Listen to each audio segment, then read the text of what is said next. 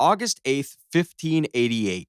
More than 100 Spanish galleons charged through the English Channel. Cannons fire, swords clash, and thousands of screams fill the air. The fate of two empires hangs in the balance. It's the Battle of Gravelines, one of history's bloodiest and most decisive naval engagements. But let's change one thing.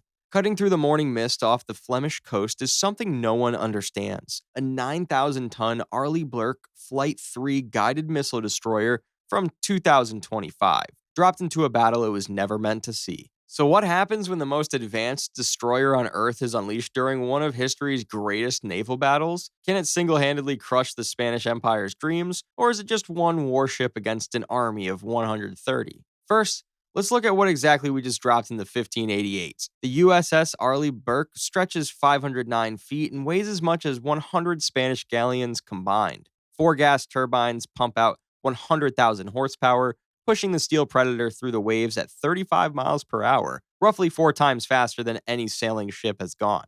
Its primary weapon is a 5-inch Mark 45 naval gun that fires 127mm high-explosive shells up to 24 kilometers away, and it does so at 20 rounds per minute with computer-guided precision. Below deck, 96 vertical launch cells house SM-6 missiles that can delete targets beyond the horizon, and a Phalanx CIWS that spits 4,500 tungsten rounds per minute at anything stupid enough to get close. It's powerful, but it's also smart. An onboard AN and SPY-6 radar system tracks hundreds of targets simultaneously from over 40 kilometers away. In an area where naval commanders squint through spyglasses and pray for clear weather, the destroyer sees everything through fog, smoke, or pitch darkness. Meanwhile, the Duke of Medina Sidonia commands Spain's finest hour of naval power. 6 massive galleons lead the charge: the San Martin, the San Juan, and the Nuestra Sonora del Rosario, each mounting 50 bronze cannons. Behind them, 124 more ships carry 30,000 of Europe's best soldiers trained for months to board English ships and fight hand-to-hand. Their heaviest guns, 32-pound demi-cannons, can punch through oak planks at 300 meters. Spanish gunners load solid iron balls meant to splinter masts and shatter hulls, but their secret weapon is 2,400 soldiers ready to swarm across grappling hooks and turn the sea battle into a sword fight. The Spanish sail in their famous crescent formation, with transport ships protected in the center, while the strongest warships guard the wings. They've drilled this formation for months. Scale models of the English coast guided their preparation. Nothing was left to chance. This time, they have no idea what they're up against. 5 a.m. The destroyer's radar operators spot something interesting. 130 wooden contacts moving in perfect formation at 8 knots, 30 kilometers north. The Combat Information Center erupts as computers classify each ship type, calculate solutions, and prioritize targets. The destroyer's captain doesn't hesitate. The ship turns into the wind, accelerating to 30 knots while sailors rush to battle stations. The main gun swivels toward the distant fleet that doesn't even know death is coming.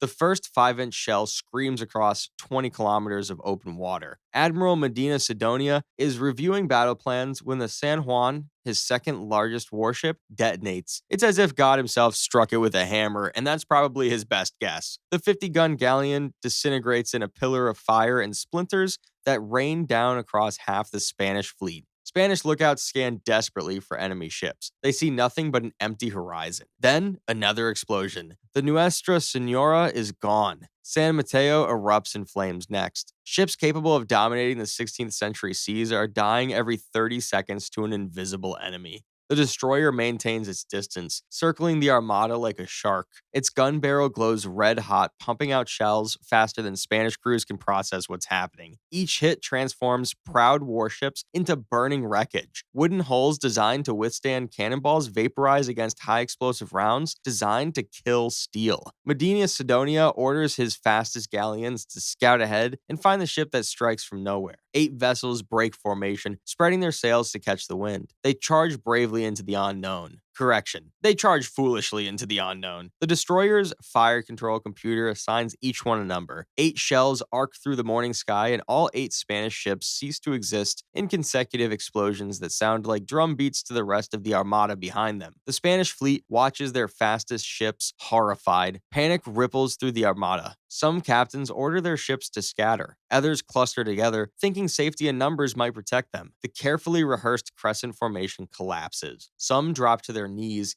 convinced this is divine punishment. Sailors abandon their guns to pray. Meanwhile, the destroyer continues to delete ships one by one with impossible precision. The flagships drop first to decapitate leadership, then heavy galleons to eliminate firepower, then transports to prevent any landing. By 7 a.m., 40 Spanish ships are burning or sinking. The destroyer hasn't even used its missiles. It simply doesn't need to. The main gun is sufficient for wooden ships that might as well be made of paper. In desperation, Medina Sidonia orders his remaining ships to charge together if they can just close the distance. Maybe their numbers can overwhelm this sea demon. 60 galleons turn toward their invisible tormentor, drums beating, soldiers roaring battle cries. The destroyer's captain orders full speed ahead, cutting perpendicular to the Spanish charge at 35 miles per hour. The Spanish watch in horror as they finally see the ironclad beast. It moves without sails, yet races through the water faster than a horse can gallop, and its gun never seems to stop and never seems to miss.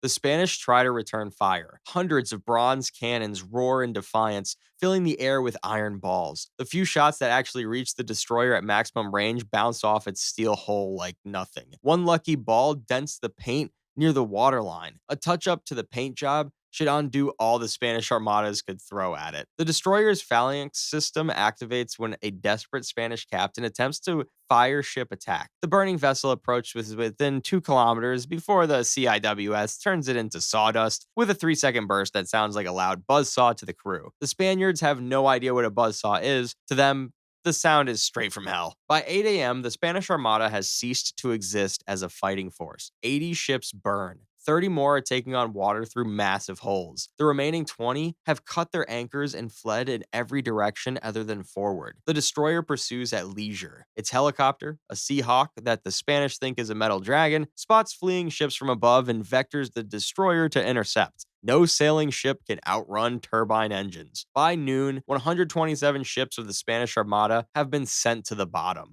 3 survivors, small dispatch boats, are allowed to escape to carry word of the catastrophe back to Spain. Their crews will spend the rest of their lives trying to describe the impossible. When Spanish survivors reach King Philip II, their reports sound like madness. Philip will spend his remaining years convinced that God himself intervened. The destroyer, meanwhile, anchors off Portsmouth with enough fuel for maybe another week of operations. Its magazines still hold 60 missiles that were never needed. The Spanish Empire never recovers. Without the Armada, Spain can't protect its gold fleets, can't reinforce its colonies, can't even defend its own coasts. England emerges as the undisputed master of the seas 2 centuries early. Or what do you think would happen? And if you're curious what would happen if modern Marines invaded the Roman Empire, check out the video on screen now.